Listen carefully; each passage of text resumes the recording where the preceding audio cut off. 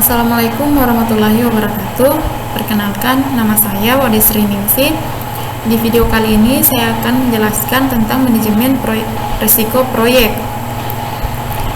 Pertama-tama kita harus mengetahui problemnya. Masalahnya secara waktu timbul dari aktivitas atau keputusan yang dilakukan pada masa lalu, sehingga saat ini sudah terjadi dan sudah diketahui dampaknya. Sebagai contoh, macet di Jakarta merupakan gambaran dari masalah karena sudah terjadi pada kondisi saat ini dan penanganan ke depannya dilakukan oleh manajemen krisis. Sementara risiko merupakan kejadian yang belum terjadi, baru merupakan perkiraan akan terjadi kejadiannya pada saatnya nanti, apakah akan benar-benar terjadi atau tidak. Tergantung dari penanganan dan tindakan yang akan dilakukan. Dengan melakukan mitigasi risiko dalam bentuk mengurangi dampak, menerima risiko, membiarkannya atau mentransfernya, maka akan diketahui posisi terakhir kondisi risikonya. Risiko menurut kamus, risiko adalah kemungkinan kerugian atau kecelakaan. Definisi dari risiko proyek adalah sebuah ketidakpastian yang dapat berdampak positif atau negatif bagi proyek. Tujuan dari manajemen risiko adalah untuk meminimalkan potensi risiko negatif sambil memaksimalkan potensi risiko positif. Manajemen risiko proyek mengidentifikasi, menganalisa dan merespon terhadap risiko yang ada selama proyek agar tujuan proyek tercapai. Dalam pengelolaan perusahaan secara umum, fungsi penerapan manajemen risiko pada tingkat perusahaan adalah: pertama, memperkuat analisis pencapaian strategi perusahaan; kedua, memudahkan dalam mengambil keputusan; tiga, meningkatkan produktivitas perusahaan. Proses manajemen risiko proyek. Pertama, perencanaan manajemen risiko menentukan pendekatan dan rencana aktivitas manajemen risiko untuk proyek. Lalu, identifikasi risiko, menentukan dan mendokumentasikan risiko-risiko yang dapat berdampak bagi proyek. Habis itu melakukan analisa risiko kualitatif, memprioritaskan risiko berdasarkan probabilitas dan dampak dari risiko tersebut. Selanjutnya, melakukan analisa risiko secara kuantitatif, mengkuantifikasi dampak dari risiko bagi proyek, merencanakan respon terhadap risiko, mengambil langkah untuk meningkatkan kesempatan dan mengurangi bahaya bagi proyek. Selanjutnya, monitoring dan pengendalian risiko, memonitor risiko residual, mengidentifikasi risiko baru, melaksanakan rencana manajemen risiko dan mengevaluasi efektivitas strategis risiko sepanjang proyek. Risiko negatif dan risiko positif. Risiko negatif melibatkan pemahaman terhadap potensi masalah yang mungkin terjadi dalam proyek dan bagaimana risiko tersebut dapat menghambat proyek.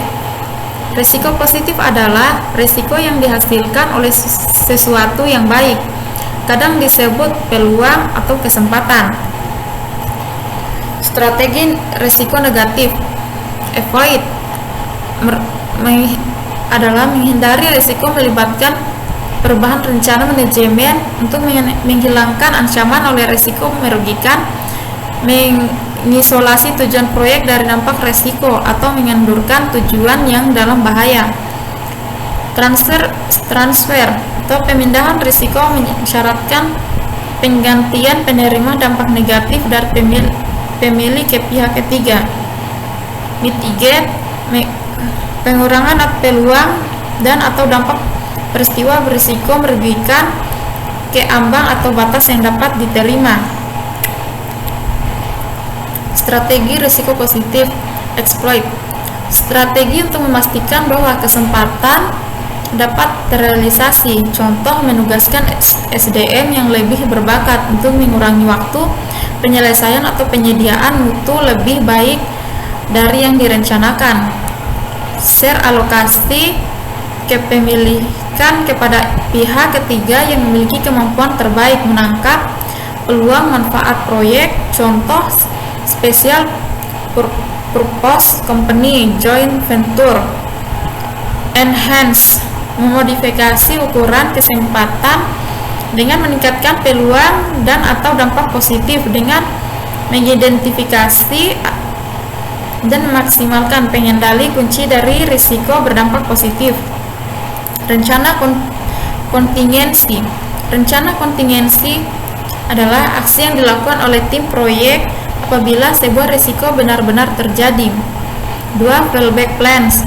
Rencana yang dikembangkan untuk risiko yang berdampak sangat tinggi pada keberhasilan proyek.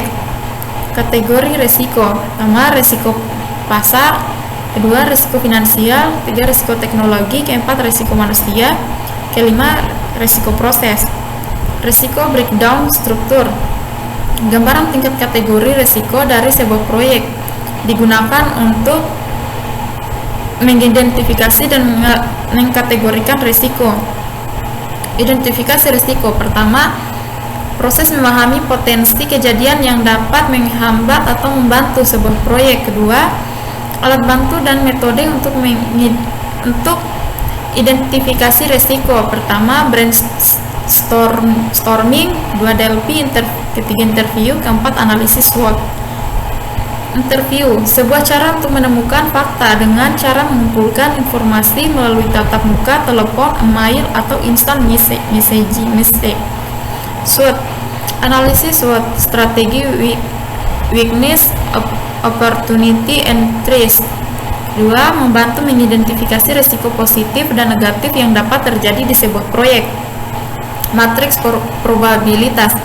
Matriks probabilitas atau dampak berisi gambaran probabilitas kejadian sebuah risiko dipasangkan dengan dampak dari risiko tersebut. Analisis kuantitatif risiko.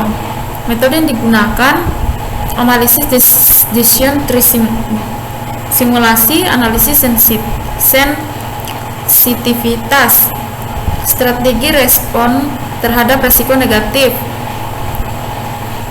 Risk transfer, mengalihkan tanggung jawab risiko kepada pihak di luar proyek, misalnya dengan menggunakan asuransi. Risk mitigation adalah usaha untuk mengurangi probabilitas atau konsekuensi bahaya yang diakibatkan oleh risiko. Strategi respon terhadap risiko positif. Eksploitasi risiko, memastikan semua hal telah dipersiapkan agar probabilitas terjadinya risiko positif dapat meningkat. Kedua, membagi risiko, berkolaborasi dengan departemen atau pihak lain untuk mengeksploitasi risiko positif.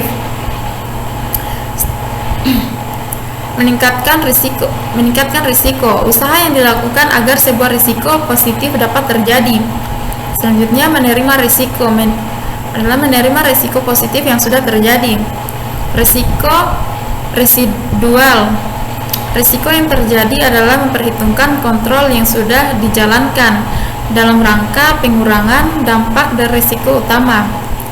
Risiko kejadian perampokan aset atau barang dalam gudang. Risiko ini masih terjadi dengan tingkat yang lebih kecil. Walaupun sudah dipasang alarm atau CCTV dalam gedung tersebut, risiko yang tetap ada setelah semua strategi respon telah diimplementasikan. Terima kasih, mungkin itu saja yang bisa saya jelaskan. Mohon maaf bila ada kekurangan. Assalamualaikum warahmatullahi wabarakatuh.